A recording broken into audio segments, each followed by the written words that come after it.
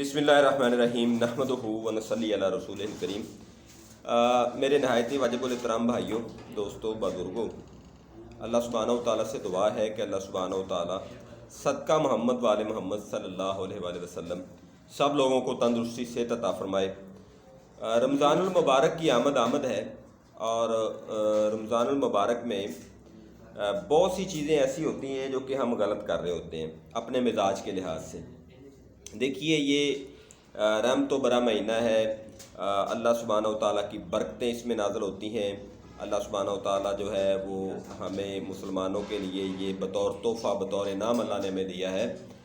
तो इसमें किस तरह से किस चीज़ को हमने अप्लाई करना है और हम ये चीज़ वाज़े तौर पर समझ सकते हैं कि पानी की कमी जो है इसमें मेडिकली नुक्ता निगाह से हो जाती है।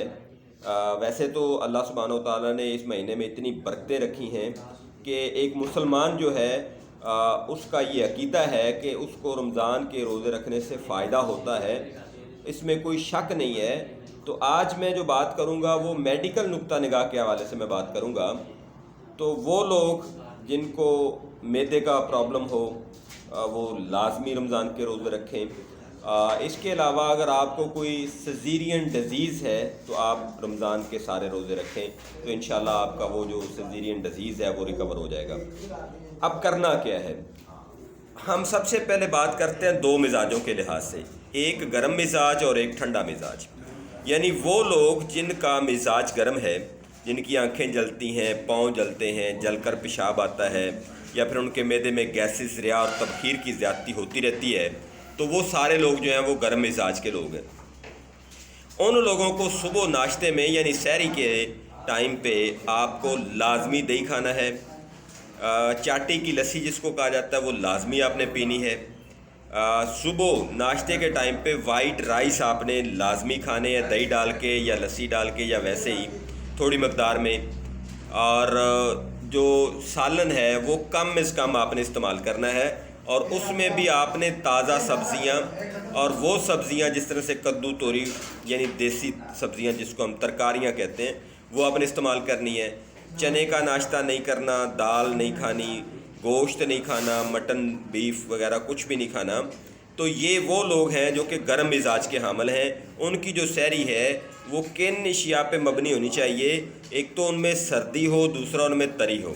तो सर्दी तरी वाली जो चीज़ें हैं वो आपने इस्तेमाल करनी है सहरी के वक्त, यानी दही, लस्सी, चावल जिसको वाइट राइस कहा जाता है उबला हुआ। इसके अलावा आप अगर ये दही और लस्सी अगर आपको अवेलेबल नहीं है तो कोई भी ठंडा शरबत जिस तरह से बजूरी या संदल है, ये जो रूह अफ़ज़ा वगैरह होता है ये शरबत नहीं होता, इसको आप इस्तेमाल ना करें। आपको संदल या बजूरी लेना है मेडिकेटेड, ठीक है जी। तो मेडिकेटेड सिरप्स जो हैं वो संदल या बजूरी जो है वो आप इस्तेमाल करें सुबह सहरी के वक्त। साथ में आपने जो चीज़ें मैंने बताई हैं वो इस्तेमाल करनी है, गर्म चीज़ें आपने इस्तेमाल नहीं करनी। ये किन लोगों के लिए, जिनका मिजाज गर्म है, यानी सुफरावी मिजाज अगर आपका है या रही मिजाज आपका है। उसके बाद शाम के वक्त यानी इफ्तारी के टाइम पे समोसा, पकौड़ा ये बिल्कुल आपके लिए जायज़ और मुनासिब नहीं है। गोश्त जो है शोरबे वाला थोड़ी मकदार में वो आप खा सकते हैं, चावल आप खा सकते हैं। इसके अलावा आपको दूध सोडा, मिल्क शेक या फिर कच्ची लस्सी ये लाजमी पीनी है इफ्तारी के वक्त। और थोड़ा सा खीरा और मूली, या जिसको हम सैलड कहते हैं, बंद गोभी, खीरा, मूली और गाजर, ये आपने लीमू का रस निचोड़ के बतौर सैलड इस्तेमाल करना है। तो ये सारी वो इताते हैं जिनका मिजाज गर्म है। खजूर आप अगर खाना चाहते हैं तो एक खजूर से ज़्यादा हरगिज़ ना खाएं क्योंकि आपका मिजाज गर्म है। दूध अगर आप पीना चाहते हैं तो दूध के अंदर पानी शामिल करके उसको पतला करके आप इस्तेमाल करें। अगर आपने दूध को इस्तेमाल करना है तो दूध सोडे का इस्तेमाल करें। अगर आपने दूध का इस्तेमाल करना है तो उसको शेक की सूरत में तब्दील करने के बाद इस्तेमाल कर लें। और वो खजूर या मैंगो का शेक हरगिज़ नहीं होना चाहिए, वो केले और सेब का शेक जो है वो आप इस्तेमाल कर सकते हैं। ये स्ट्रॉबेरी के हवाले से कहा जाता है जी, स्ट्रॉबेरी का शेक जो है वो ठंडा है। मेरे मुताबिक ये جو شتوت کی فیملی ہے اس سے بلونگ کرتی ہے، اور جو اسٹرابری ہے وہ گرم مزاج کی عمل ہے۔ تو یہ وہ لوگ جو رمضان کے روزے ماشاءاللہ سب مسلمانوں پہ فرض ہیں اور سب کو رکھنے ہیں، تو وہ لوگ جن کا مزاج گرم ہے ان کے لیے سحری اور افطاری کا ایک اسکیجول یا شیڈول میں نے بتایا ہے۔ اس میں اگر کچھ چیزیں رہ گئی ہیں تو ان کو اسی مطابقت سے دیکھ لیں، یعنی وہ گرم نہ ہوں اور خشک نہ ہوں۔ اب آتے ہیں دوسرے مزاج کے لوگ، یعنی سرد مزاج کے جو لوگ ہیں ان کو سحری اور افطاری میں کیا کرنا ہے۔ سب سے پہلے دیکھیں کہ سرد مزاج کے لوگوں کی علامتیں کیا ہیں۔ انتہائی شدید قبض کا ہونا، نمبر 2 ٹرائیگلسرائڈ اور کولیسٹرول لیول کا بڑھ جانا، نمبر 3 ان کا جو کلر ہے وہ سیاہی میل ہونا، نمبر 4 ان کے منہ کا ذائقہ ترشی مائل یا پھر کڑوا ہونا۔ اب کڑوا اور چرپرا اس میں فرق ہے، نمکین کڑوا اور چرپرا اس میں فرق ہے۔ تو بہرحال آپ اس ذائقے پہ نہ جائیں، آپ اپنی باڈی کے کلر پہ چلے جائیں کہ وہ سداوی ہے یعنی سیاہی میل ہے۔ اگر سیاہی میل ہے تو ساتھ میں آپ کو شدید قبض بھی ہے اور خون آپ کا گاڑھا ہے، تو آپ کا مزاج جو ہے وہ سرد ہے۔ دوسری صورت میں ایک عام کامن سمٹم ہے کہ کیا آپ کو گرمی کا احساس ہوتا ہے یا نہیں ہوتا۔ اگر آپ کو گرمی کا احساس نہیں ہوتا تو آپ کا مزاج سرد ہے۔ اگر آپ کو گرمی فیل کرواتی ہے، آپ کو لگتا ہے کہ گرمی آپ کے لیے نقصان دہ ہو رہی ہے، تو آپ کا مزاج گرم ہے۔ تو اب آپ نے کیا استعمال کرنا ہے؟ آپ نے رطوبت والی چیزیں تو آپ استعمال کر سکتے ہیں، لیکن سرد چیزیں آپ استعمال نہیں کر سکتے۔ اس کے لیے آپ کیا کریں گے؟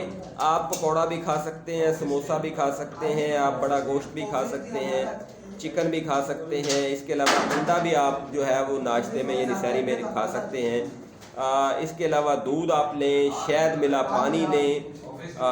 قبض کشائی کا لازمی خیال رکھیں، قبض بالکل نہ ہونے دیں۔ اگر قبض ہو تو اس کے لیے کوئی نہ کوئی ملین چیز جو ہے یا قبض کشا چیز جو ہے اس کو لازمی استعمال کریں، کیونکہ جو سرد مزاج کے لوگ ہوتے ہیں ان کو سب سے جو پہلا پرابلم ہوتا ہے وہ قبض کا ہوتا ہے، اس کے ساتھ باقی مسائل جو ہیں وہ بن جاتے ہیں، جڑ جاتے ہیں۔ تو ایک عام روٹین جو ہے وہ دیکھا گیا ہے کہ سحری اور افطاری میں سارے ہی لوگوں کے لیے ایک ہی جیسی سحری اور ایک ہی جیسی افطاری بن رہی ہوتی ہے۔